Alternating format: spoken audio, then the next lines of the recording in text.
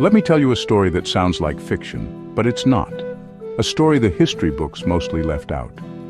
Not because it wasn't epic, but because it didn't fit the script they were trying to write. This story starts far from where it ends. It starts in Africa. We don't know the exact village or city. Could have been Mozambique, maybe Sudan, maybe Ethiopia. The details were never carefully written down. But from what we can piece together, this boy, whose real name we may never know, was born in the early 1550s. That was a brutal time for Africa. The transcontinental slave trade was in full swing. European empires were pushing into the continent and people were being uprooted, sold, and scattered. But this boy wasn't just swept away by the storm, he survived it. And somehow, he made it out. By the time he's in his 20s, he's no longer just an African. He's been taken into the service of Jesuit missionaries, and he's traveling across oceans. That's how he arrives in India, then Southeast Asia, and finally, in 1579, Japan. Now let's pause for a second. Japan in 1579 isn't just a faraway island. It's a war zone, a land divided by clan rivalries, civil wars, and ambition. The Sengoku period, the Warring States era, was like feudal Game of Thrones turned up to 11. And stepping off a ship into this chaos is this tall, dark-skinned African man. With the missionaries, yes, but very clearly standing out. He's not just tall by Japanese standards, he's massive. Sources indicate that he stood over 6 feet tall. Some even claim nearly 7 feet. Muscular, imposing, composed. In the tightly knit communities of 16th century Japan, news travels at a remarkable speed. Even without the technology we take for granted today, word of mouth is a powerful force. When something truly extraordinary happens, it's as if the entire village becomes a living network, each person eager to share the latest rumor or sighting. And on this particular day, the news is unlike anything anyone has ever heard before. A stranger has arrived, someone so different, so unexpected that the very fabric of daily life seems to pause. People pour into the streets, abandoning their work and daily routines, drawn by a mix of excitement and disbelief. The air is thick with anticipation. Some villagers climb onto barrels or rooftops, desperate to catch a glimpse of the newcomer. Others whisper theories to their neighbors, their voices trembling with a blend of fear and fascination. The entire community is united by a single, burning question. Who is this man, and what does his presence mean? The reactions are intense but not hostile. It's not hatred that fills their eyes, but a profound sense of wonder and confusion. For many, this is the first time they've ever seen someone who looks so different, someone whose skin, height, and bearing set him apart from everyone they've ever known.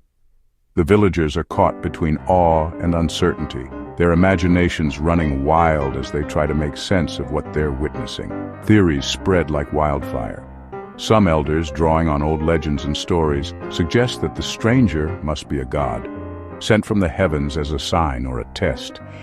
Others, more superstitious, whisper that he could be a demon, a harbinger of misfortune.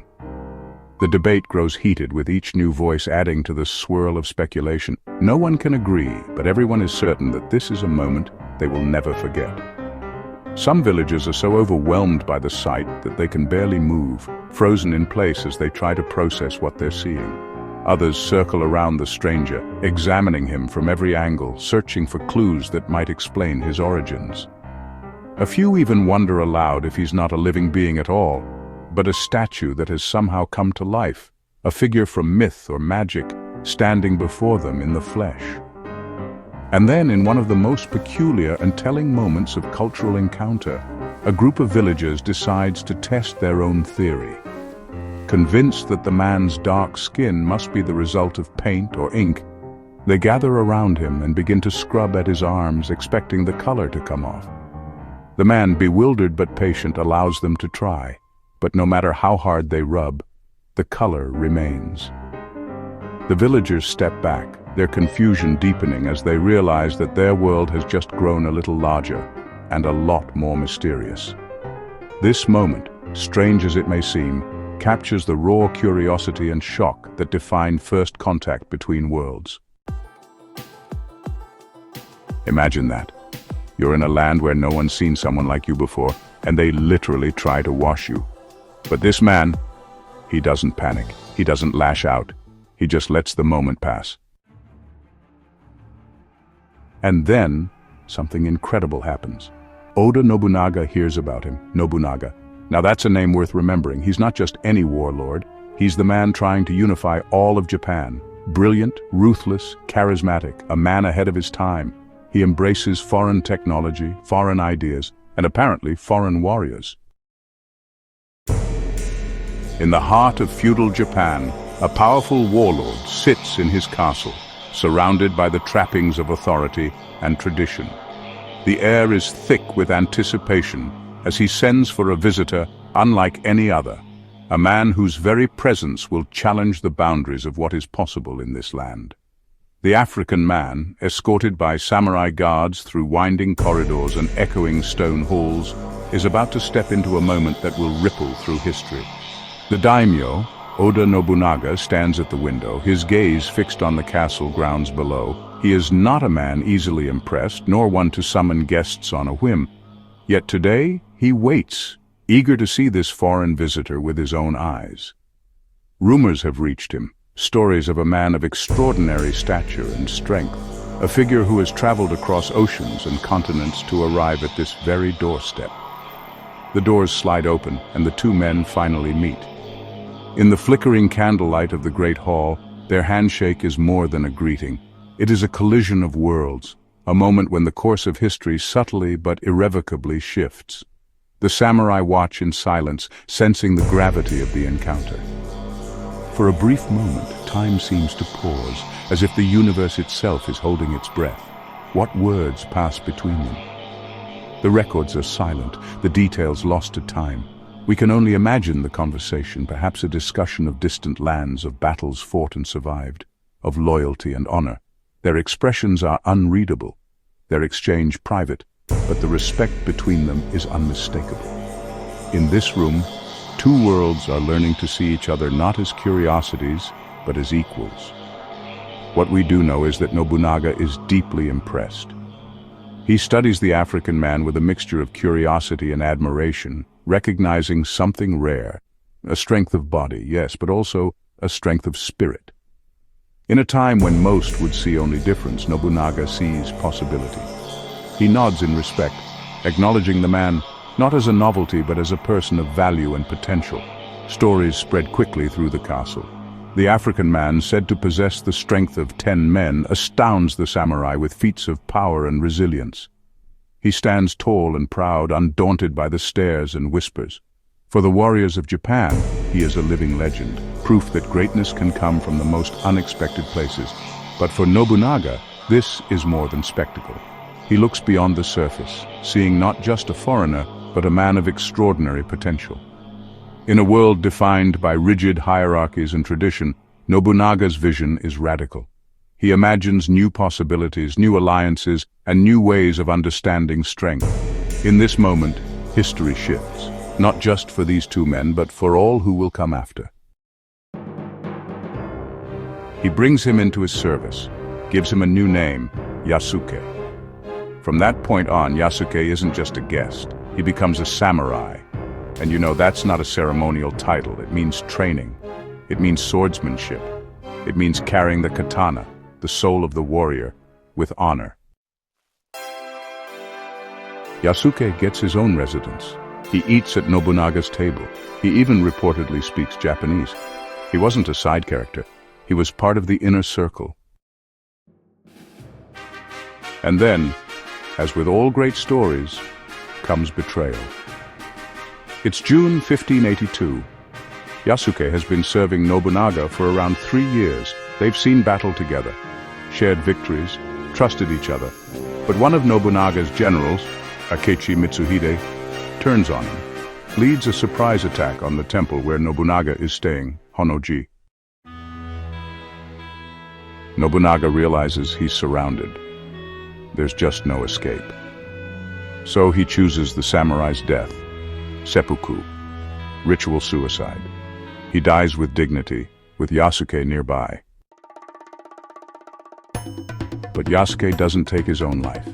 Instead, he grabs his sword and fights to defend Nobunaga's heir, Nobutada. Outnumbered and overwhelmed, he is eventually captured. Now, you'd think that would be the end, right? Execution, torture, something violent. But something strange happens again. Akechi looks at Yasuke and says, "He's not Japanese, he's not one of us." So he hands Yasuke over to the Jesuit missionaries. In other words, he doesn't belong in this war. That's the last time Yasuke appears in the records. There are no stories of his return to Africa, no grave, no final stand. He just disappears. And that's how Yasuke, one of the most fascinating, enigmatic figures in samurai history, gets buried by time. His story, once whispered in the corridors of power and the muddy streets of feudal Japan, has faded into the background, almost erased by the relentless march of centuries. The world moved on, and Yasuke's name, once spoken with awe and curiosity, became little more than a rumor, a footnote, a question mark in the margins of history. There are no monuments to Yasuke. No statues stand in his honor. No shrines mark the places he walked. The fields where he may have fought or trained are now just empty stretches of grass, swept by the wind, holding secrets that no one remembers. No ballads echo his deeds in the night air. No songs are sung to keep his memory alive. The silence is almost deafening. No samurai dramas made about him. In a country where the stories of warriors are retold again and again, in kabuki plays, in movies, in manga and anime, Yasuke's tale is conspicuously absent. The stage is empty, the armor sits untouched, and the spotlight never finds him. He is a ghost in the world of legends, a missing hero in a culture that reveres its warriors, because honestly, history for a long time just didn't know what to do with him. Yasuke didn't fit the stories people wanted to tell. He was too different, too unexpected, too much of an outlier for the neat categories of the past. So the chroniclers and historians simply left him out, skipping over his chapter, leaving pages blank where his story should have been. The archives are full of gaps, the books are silent, and the questions remain unanswered. He was too African for Japanese textbooks. In a society that prized conformity and tradition, Yasuke's origins were a puzzle that didn't fit. Teachers and scholars faced with his story often chose to ignore it, or to mention it only in passing as a curiosity rather than a legacy. For generations, students learned about the great samurai, but Yasuke's name was rarely, if ever, spoken. His presence was an uncomfortable reminder of a world more complex than the textbooks allowed. And yet he was too Japanese for African memory. In the lands where he was born, Yasuke's journey to Japan became a story lost in the tides of time. His transformation from a foreigner to a samurai was so extraordinary, so far removed from the everyday lives of his people, that it slipped away from the oral traditions and collective memory. The elders look to the horizon, but Yasuke's story is not among the tales they tell. His mask, if it ever existed, is left alone, unclaimed by any tribe or nation, and completely invisible in European-dominated history. In the grand libraries and museums of Europe, where the stories of empires and explorers are preserved, Yasuke is a shadow, a name that rarely appears. European historians, focused on their own narratives, overlooked the remarkable journey of a man who crossed continents and cultures, who became a legend in a land not his own. The artifacts are there, but the story is missing, the pages are blank, and the halls echo with the absence of his name. Yasuke's life is a testament to the power of history to forget, and to the possibility that one day we might remember. So the world forgot him, until recently. Now, he's being remembered again. You'll see his name in anime, novels, documentaries, even a Hollywood project or two. But the point isn't just that he's trending, it's what his story means. Yasuke breaks the idea that people from different parts of the world stayed in neat little boxes, that Africa was cut off from Asia, that Japan never saw foreigners, that samurai were all from noble Japanese families. No. The world was complicated. messy, connected, and Yasuke is living proof. He crossed oceans, entered a foreign land, earned respect in a warrior society that didn't even have a place for someone like him, until he carved one out for himself. And maybe that's the part of the story that matters most. He wasn't just given the role, he earned it. Not by birth, not by blood, but by presence, strength, loyalty. Yasuke, the African samurai, the man who stood beside Oda Nobunaga in the heart of Japan's most chaotic era and refused to be forgotten, even if history tried its best. Now we remember, and now so will you.